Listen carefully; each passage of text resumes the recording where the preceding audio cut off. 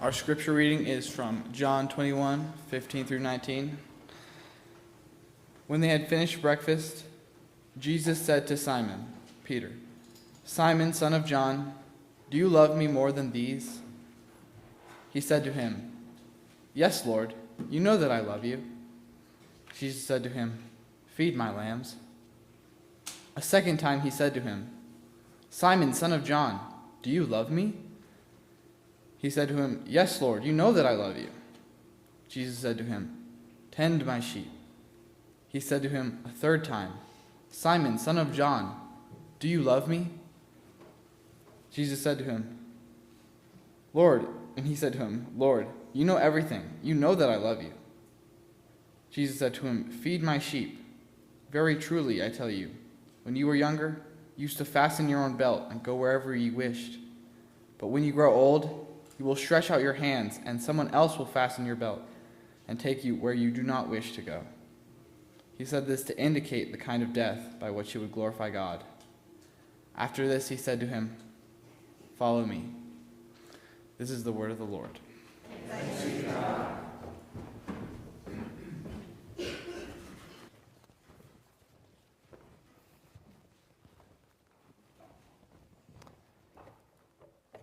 It is June 1st, the beginning of the month we associate with love and marriage, which I hear go together like a horse and...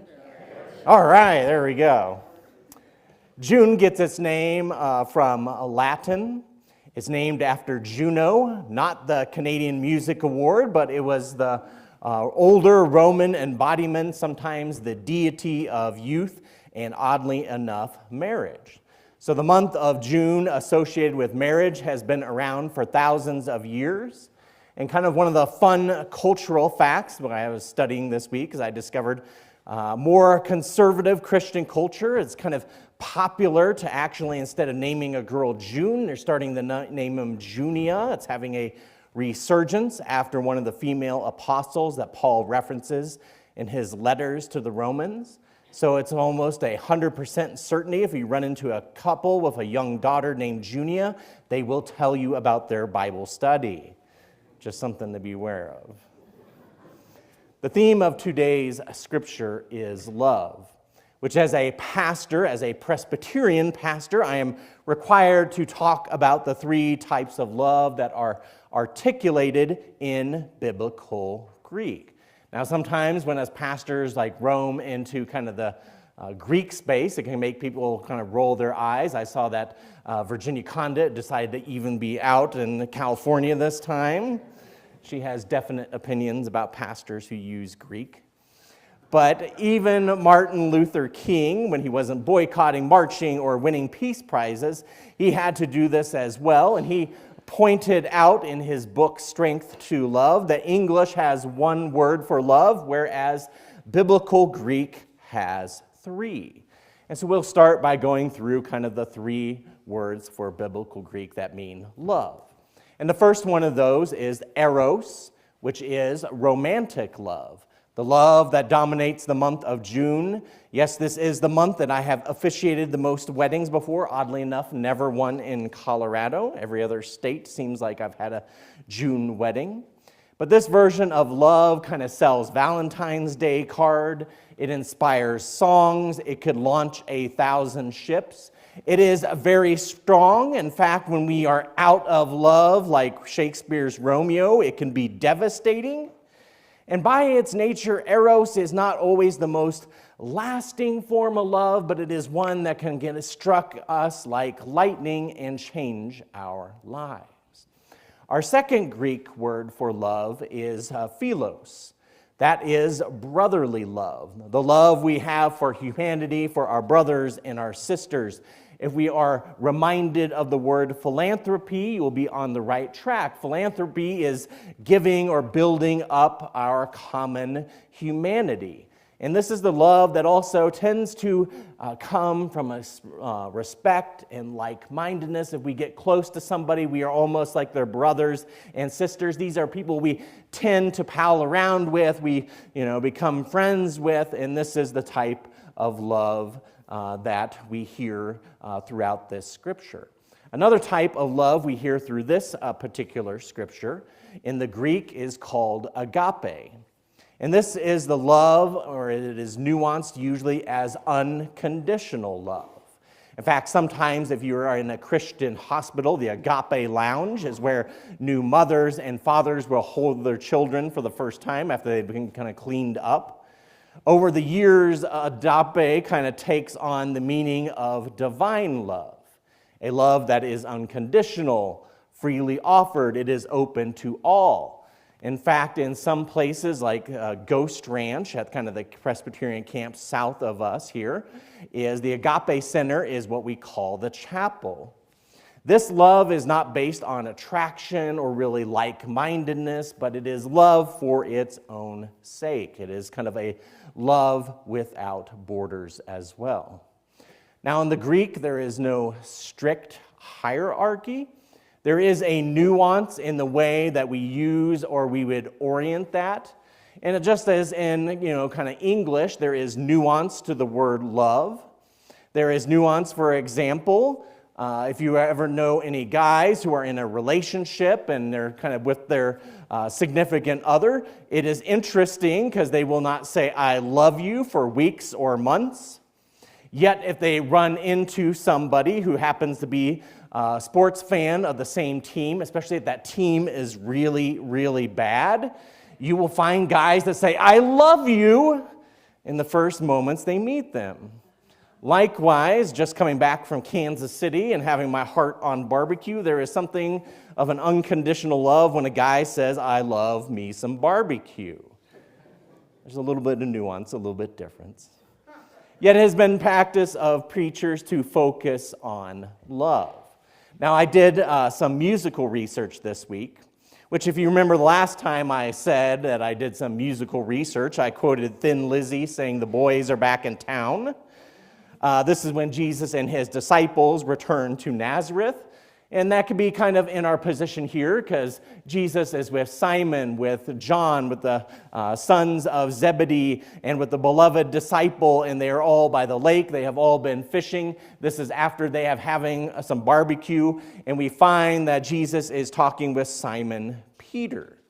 Now, since we were mentioning kind of the different types of love, I did a little bit more research. I did not go as far back in time as the 1970s, but I did make it to 1986.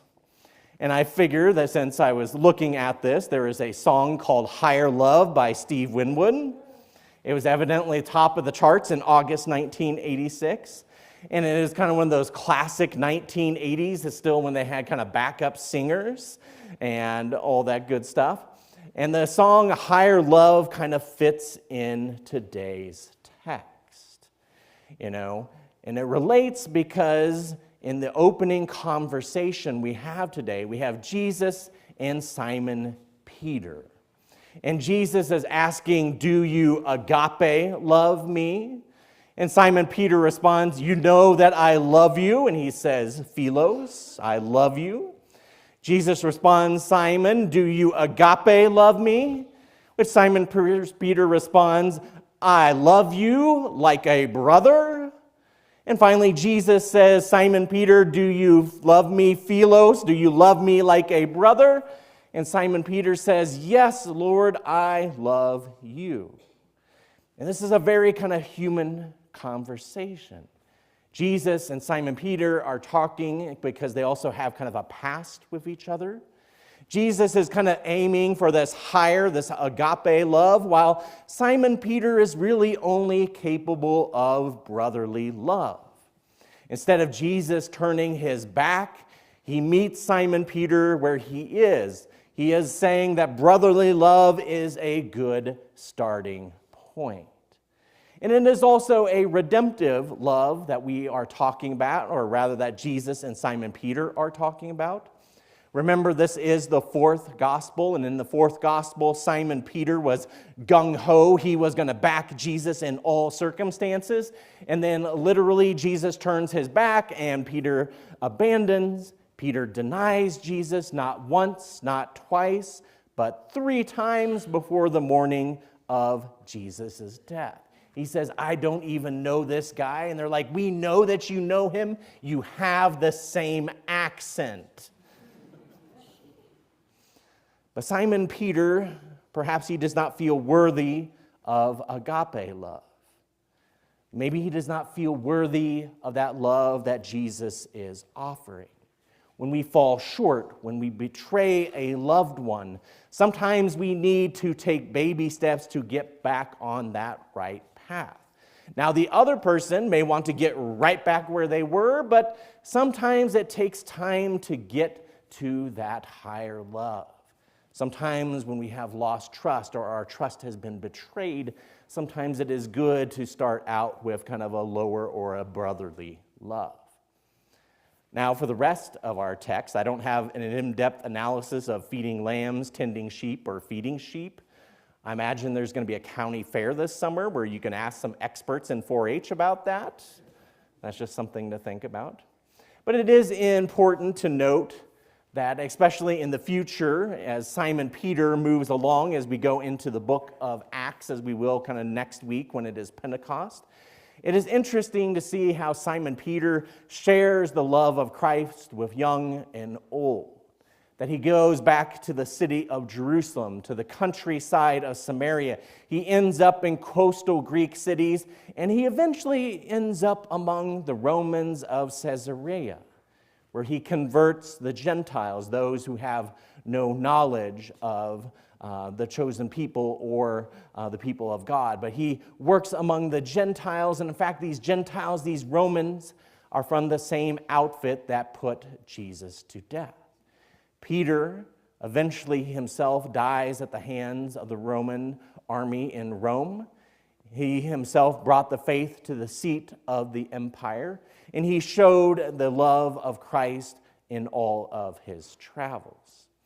But how do we, the sheep of the Good Shepherd, how do we use kind of the language of love? And I'm not proposing that our choir start singing Barry White or Taylor Swift songs, but we need to use the nuance of the language of love. Perhaps sometimes the stories from the Old Testament fit very well in kind of that Eros style of love. Oddly enough, all those love stories take place at a physical well, because evidently it was the only good place to meet a godly guy or gal. But we also need to show kind of that philos, that brotherly love. And this is done through mission and outreach, how we have a regard for all those who are created in the image of God. When it comes to helping inside of the community, we tend to help our brothers and sisters. And we often sing, as we were reminded by the choir this morning, that they will know us by our love. But as we finish up today, let us also be reminded that the music industry in Madison Avenue thinks it kind of has a lock on Eros love. You know, it sits well kind of in their area where they can sell and kind of advertise. Likewise, NGOs or philanthropy are good at getting us to open our pocketbooks or our Venmo app for philos or brotherly love. Yet more are not even aware of kind of that higher love that maybe Steve Winwood sings about. People are confused when we show kind of selfless love. When we don't ask for anything, or folks discover that we are not trying to sell them something, they may get a little wary, and we might have to meet them where their love language is at. But the love of God is freely given to all. More importantly, it is not taken away. Eros or romantic love can end as quick as it starts. Brothers and sisters can fall out, some not even speaking terms for decades. But agape love, that best expressed in the church, is by nature hard to grasp, and yet it is also unlosable. While church songs sound a little bit strange because we talk of redemption, because we talk of turning to love, we talk about the embodiment of love. We also talk about how God's love cannot leave us. It is also important for the church to meet people where they are. Signs are kind of pointing out that our younger generation, it is boyfriends who are more likely to bring their partners to church, which there is no pressure from this side on up. But it is also one of those things that we need to point to a higher an embodiment of love in agape love. The church seems to be the only place that is kind of offering that nuance, that is offering a place where all are accepted, is offering a place where we know that no matter where we are in life, that we can focus our love not only to God, but to our neighbors. And so as the church of God, as we celebrate the love of God, we are asked to build a house. We are asked to build a house where that love can dwell. We're asked to share meals where we can share the love of God with each other. And we do so freely, not expecting anything in return. And we hope that does not frighten, but we know that we might need to use extra language when we share the love of God.